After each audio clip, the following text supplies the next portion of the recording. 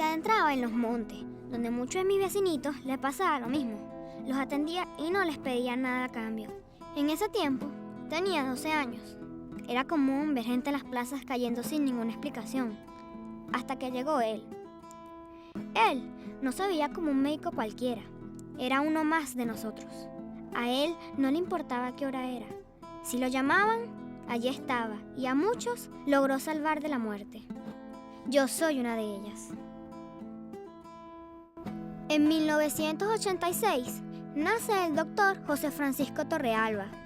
Creo que ni don Tereso Torrealba ni Misia Ana María González se imaginaban que habían traído al mundo a un gran hombre. En 1917, José Francisco Torrealba viaja de Guárico a Caracas para estudiar medicina en la Universidad Central de Venezuela. Yo lo que sé del doctor Torrealba a través de su hijo era de que él fue un autodidacta. Él leía en francés, tuvo la capacidad, era un políglota.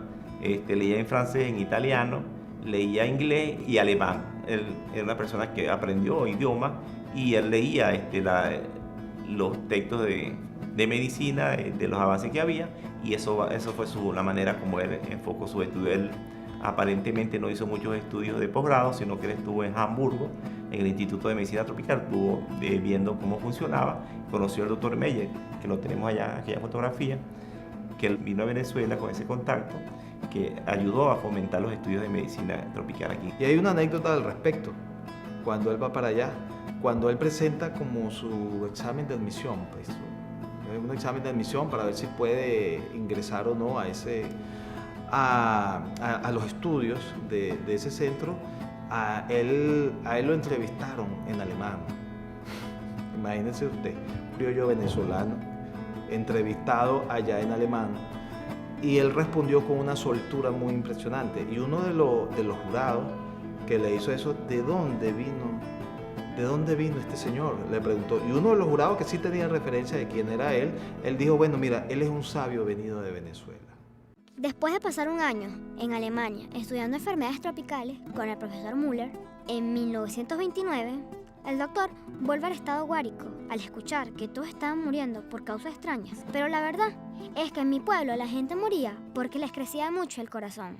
Él ve como un médico esos campesinos venezolanos que morían hinchados, que recordemos una de las manifestaciones de la enfermedad de Chagas es la insuficiencia cardíaca. También veía a muchos campesinos morirse en las plazas muerte súbita. Iba caminando y se moría. Entonces él decía, bueno, pero ¿qué está pasando aquí? ¿Cuál es la enfermedad que está afectando a esta población? Y entonces realmente él profundiza en esos estudios. Él no es el único en hacerlo, pero es uno de los más perseverantes, de los más insistentes, que tiene durante toda su vida una predilección por el estudio de la enfermedad de Chagas, y por supuesto encuentra que es la enfermedad de Chagas, la causante de esas muertes súbitas del campesino venezolano, de esos pacientes que mueren ahogados en sus propias secreciones porque tienen insuficiencia cardíaca producto de la miocardiopatía chagásica crónica. Y es que él también hace referencia en sus libros de esa predilección que él tenía por el estudio de la enfermedad de Chagas, porque veía que estaba diezmando a la población guariqueña. Una vez él entraba al negocio y se ponía a hablar con Juan del mal de Chagas, y él le decía que el principal productor del mal de Chagas era ese animal que llamaban cachicamo, y que a la gente le gustaba mucho esa cacería, sin darse cuenta el mal que se estaba haciendo. Yo le comió bastante, y a mí no me resultó mal de Chagas, pero a varios sí les resultó esa enfermedad.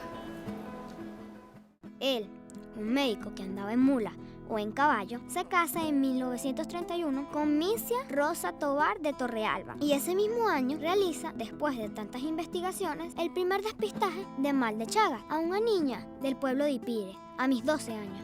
Ay, eso hace muchos años, estaba yo joven cuando lo conocí. Todo el mundo decía que era un eminente médico, y precisamente los que iban de Macaira y Altagracia de Orituco llegaban allá a preguntarle a Juan la dirección, porque iban a hacerse bien con el doctor José Francisco Torrealba. Él enseñaba a la gente cómo se prevenía la enfermedad, hacía sus dibujos, hacía sus trípticos, cómo se le enseñaba cómo era el chipo, cómo se debía prevenir, y siempre pendiente que la manera de prevenir esta enfermedad es a través de la educación para la salud, porque no existe vacuna para la enfermedad de Chagas, tampoco existe una medicina preventiva, la enfermedad tampoco, el tratamiento es muy bueno, sino que la manera está en la prevención, y la única forma de prevenir es mediante la educación para la salud. José Francisco Torrealba fue un humanista, un socialista, un médico que amaba al pueblo, trabajaba para nosotros. Murió en 1973, dejando un legado humano y científico a todos los venezolanos. Creía en lo que hacía y creía en el pueblo. Esta consulta que tenemos aquí es también gratuita, es parte de la herencia de Torrealba, del Dr. Pifano. Esta es la única consulta que hay aquí gratuita, que no se cobra. Aquí vemos la leishmaniasis y hacemos lo mismo. ¿Y por qué? Porque sirve la consulta para los estudiantes me ayudan en la docencia y están aprendiendo con los pacientes que vienen. Y eso también era lo que enseñaba el doctor Torrealba, que ese paciente debe ser atendido, debe ser resuelto su problema, y la única forma es que se acuda a los sitios donde ocurren las enfermedades para hacerle la investigación necesaria, buscar los correctivos adecuados y que la población conozca. Lo importante es que el venezolano, la persona que vive en el medio rural, conozca de la enfermedad y busque la manera de prevenirla.